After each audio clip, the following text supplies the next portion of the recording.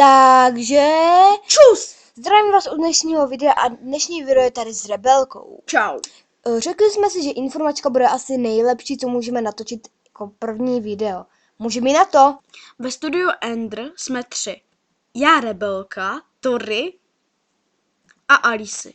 Ve studiu Ender budeme natáčet vlogy, let's playe, viny, filmy a tak dále. Za 3. Alici asi bude odcházet ze studia, protože bydlí od nás moc daleko. Za 4. Ve studiu Ender budou také nábory.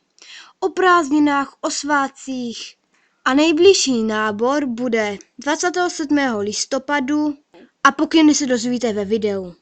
Za 5. Proč se vlastně jmenuje náš kanál Studio Ender?